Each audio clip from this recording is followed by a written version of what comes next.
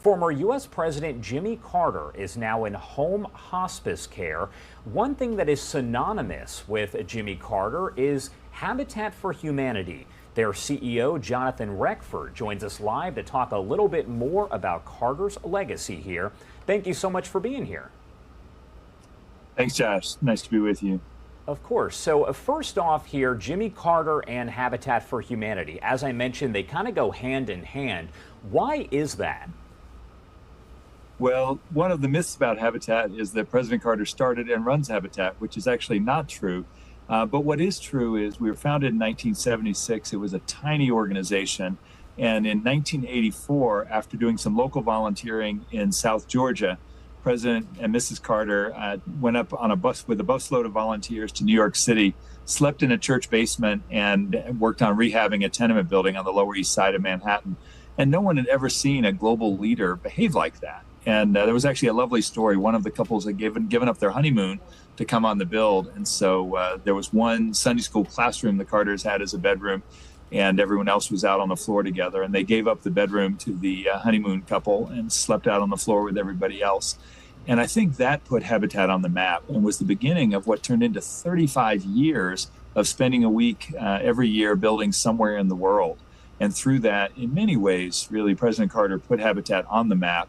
And not only directly through those builds, helped over 4,390 people get new homes, but then they also inspired millions of people to get involved. And so he has been left an indelible imprint on millions of lives.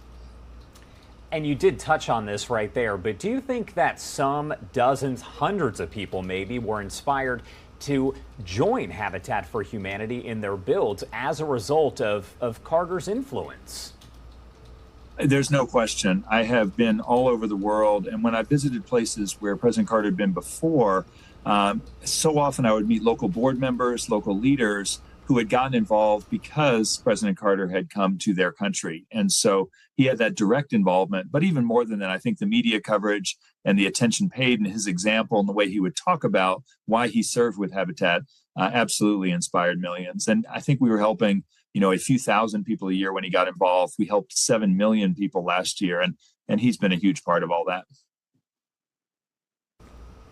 Yeah, and just so many people. I know I have friends that are with Habitat for Humanity, and they would mention Jimmy Carter really nonstop, I would say, when you're talking about that organization. Now, you kind of already talked about a few stories here, but any stories that stick out about Jimmy Carter that you want people to know? Well, I think it's so much not just what he did, but how he did it. And, one of the great privileges of my life certainly was to get to spend a week with him for the last 16 years. And he, one of the things that really defined for me is I have been with President Carter with some of the most powerful and some of the least powerful people in the world, and he's always the same person. And I think that that integrity, that personal desire to put his faith into action is so powerful. And he had a remarkable personal humility that went with that fierce determination. And, I think about one story is that everyone always wants to work on the Carter house. There might be 100 houses we're building, and everyone wants to be on the Carter. And I always warn them, be careful. If you want to be on his house, you're going to have to work really hard. There's no resting. There's no photo ops. It's all about work. And there was a legendary story in the Philippines, one of the largest builds we have done with President Carter, and people were just exhausted. It was brutally hot, and it's about 7 o'clock, and people had worked a long day, and he's going bus to bus, asking people to step back off and come back out and keep the houses on track. And the volunteer I met was leading one house, and his son was leading the next door house. And President Carter came in, did a quick assessment, and said, "I see your toilet's not in." He said, "No, sir." And he said, "Okay, well, if I show you how to do it, will you go next door and help your son put his in?" And he said, "Well, there's only one answer to that, which is yes, sir." And President Carter's down on the floor teaching him how to install the toilet, in the outskirts of Manila. And that is it's quite extraordinary. And he goes so deep in so many ways.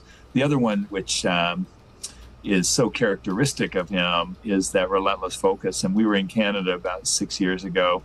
and he got overheated, and it was unfortunately right before a big press conference. So all the media were lined up, cameras were lined up, and just out of an abundance of caution, they whisked him off just to get double checked. And he called and said, "I'm fine." He said, and I asked, "What do you want me to tell everybody?" And he said, "Tell them I'm fine and get back to work." And I think that is very much President Carter, and I think the message he would really want for everyone else. I remember talking to him after he was diagnosed with cancer, and he was so at peace. He didn't want to die, but his faith was strong. And he was okay. And I think he lived an extraordinary life, and I hate the idea of losing his presence here, but I think he's okay. And I think his message to everyone is, "I'm fine, get back to work."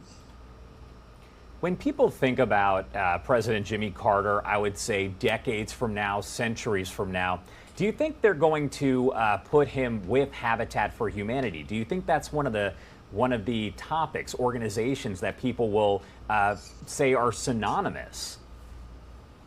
Well, certainly I hope so. From a selfish perspective, we certainly have deeply valued the relationship. He obviously has done so much more, but I think the longevity of the relationship and his personal commitment and the joy he gets. He's a skilled carpenter. He actually loves building, and so all of those have combined, I think, to create that association. And certainly for us, it's been a very good association. And you're talking about a guy who, in his 90s, was helping with these habitat builds. And that's always amazing to me, because you see people who are maybe 20, 30 and can't quite do it. But you have this 90-year-old former president who's doing this. What does it mean to you and to the organization to see that? Obviously, right now, he was not in the health or did not have the ability to be doing this. But we're talking just years ago, he was so involved in building these homes. Well, it's really wonderful. And I remember I was carrying a board or something with him when he was probably 93 and still going strong. And he did make the comment, this isn't quite as much fun as back when I was 80. And I thought, I aspire to being able to make such a comment, but it is, I do think that, legendary work ethic. But, it was also the joy he got from it. And I think the not so secret part of Habitat that drew him and me and so many others is that feeling of community when you're out serving. And he would always say, "I get more out of this than anything I'm able to put in," and would consistently say, Habitat for Humanity is the best way I know to put my Christian faith into action in a very tangible way. And what he loved is that everybody's the same out on that build site, and whether they have different political power or financial power or others, that there's that wonderful feeling of community that sadly is too rare in our communities these days. And really quickly, I do want to let people know how, if you want to help Habitat for Humanity right now, how can you do that? Thank you. We certainly are. If you go to habitat.org, you can see all sorts of wonderful images and stories about how President Carter has partnered with Habitat, but certainly learn how you too can get involved. And certainly, I think that's the appropriate response to his legacy. In fact, we are going to continue, and we'll have this fall, we've already announced, the annual Jimmy and Rosalind Carter Work Project. It'll be hosted by our other dear friends Garth Brooks and Trisha Yearwood in the Carter's honor, but we wanted to keep the name and keep the focus on the work, which is, I know, what he wants. And you may have touched on this here, but Rosalind, did you see her out there helping with those habitat builds as well? Was she there to cheer Jimmy on? Mrs. Carter is the only person who's been in every one of those builds. And in fact, I think I joined in 2005, and I think in 2006 or 2007, we renamed it the Jimmy and Rosalind Carter Work Project in that recognition. So she has worked at every one of those builds and has her own skills and brings both a wonderful heart and spirit, but has been a full partner just as she's been a full partner in life with President Carter. All right, Jonathan Reckford, thank you so much for taking the time to talk to us here about Jimmy Carter and his legacy. Anything else that you want to add here before I let you go? No, just that obviously our prayers are with the family. He is a hero to me and I think to so many, and certainly a wonderful example to all of us of a life well lived. All right, thank you so much. Have a good rest of your day. Thanks, Josh. Great to be with you.